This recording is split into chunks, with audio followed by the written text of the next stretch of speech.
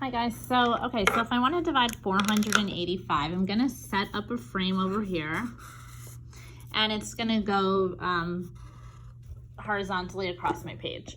So I'm going to take my 485 and I'm going to separate the digits under the frame. So I have a 4, an 8, and a 5.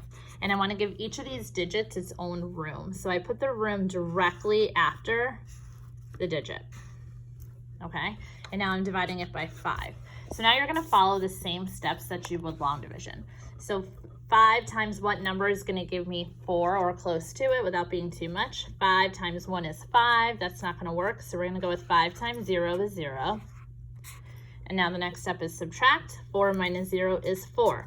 Now you're telling your students that they're now going to bring down the next place value, which would be the 8. Instead, we're going to have them bring it over and up.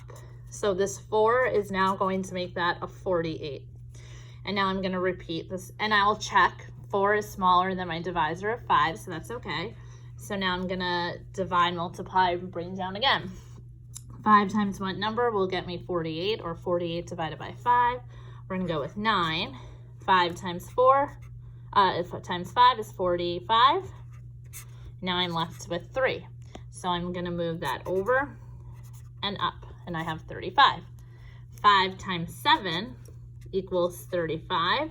Subtract, you can check, 0 is smaller than 5, and I'm done because there's no rooms left. So my answer is 485 divided by 5 equals 97. If we move down here, we'll do one with a remainder. We have 748 divided by 3, so I'll make my vertical frame, my divisor of 3, and separate my 7, my 4, my 8, and I'm going to give them each their own room.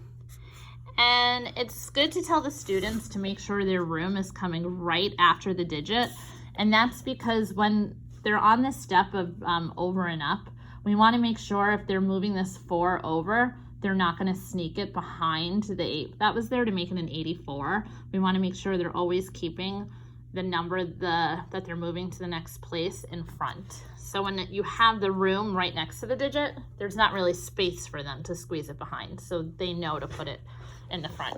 Okay, so 3 times 1 is 3, but 3 times 2 is going to give me 6. I subtract, I have 1. I'm going to move it over and up.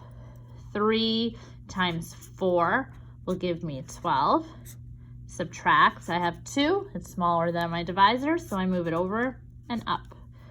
3 times 9 equals 27.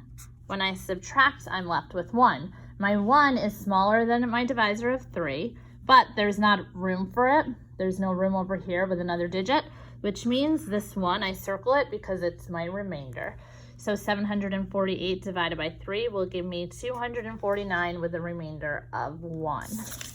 And then we'll just do one more. I'm gonna take 8, and now I'm gonna spread out my 2,516, give them all their own room. Okay, 8 times 0 is 0. Subtract them, I'm left with 2. Move it over and up. 8 times what will give me 25? 8 times 3 gives me 24. I'm left with 1 when I subtract. It's smaller than my divisor, so I move it over and up. 8 times 1 is 8. When I subtract, I'm left with 3, which is smaller than my divisor, so I move it over and up. And finally, 8 times 4